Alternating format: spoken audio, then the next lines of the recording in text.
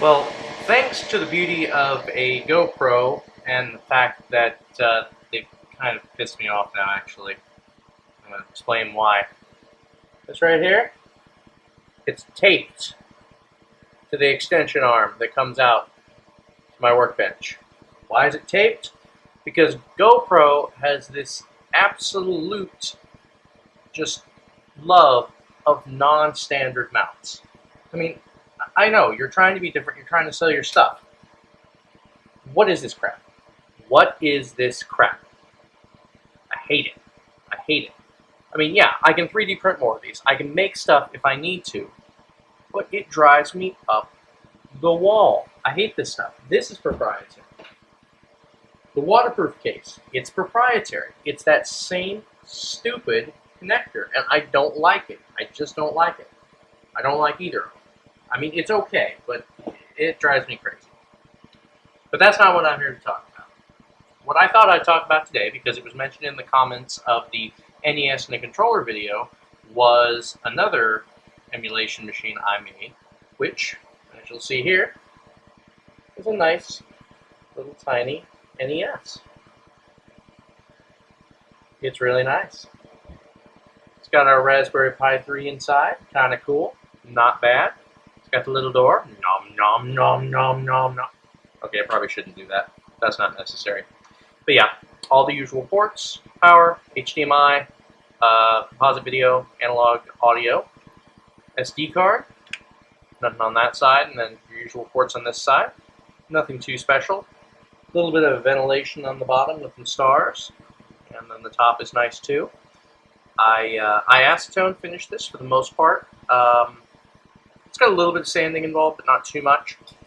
One thing that drove me a little bit crazy when I was doing it, in order to get this nice flat bottom here, I had to print using a raft, and then when I went to pull the raft apart, it didn't want to come off, especially in all these little tiny spots right here.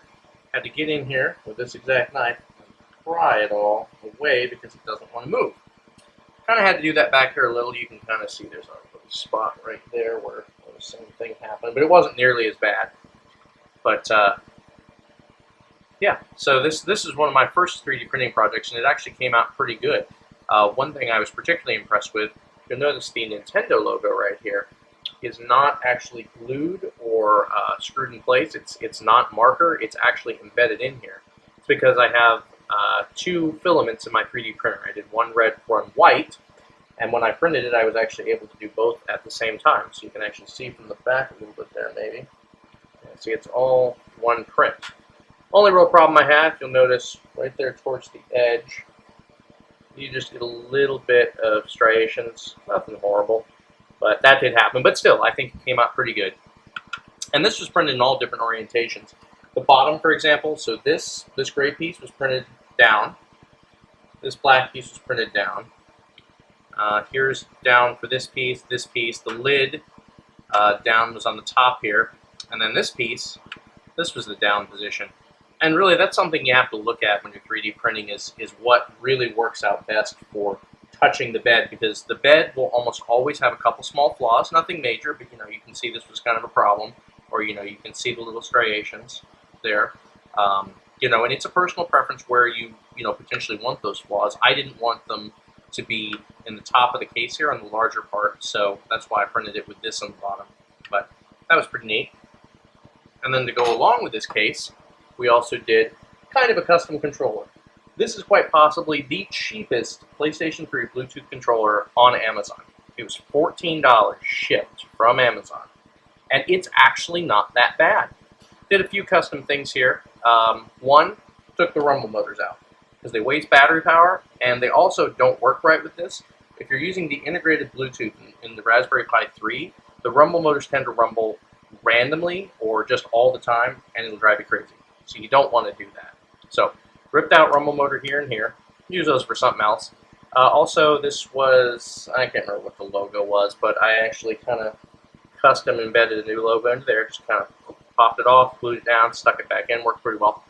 And then the buttons right here were PlayStation buttons, and I've changed those to be more appropriate to most of the games on here. They still don't match up perfectly, but I think they look better as this. Plus, They're all like colored under there, and I think the red looks a lot better.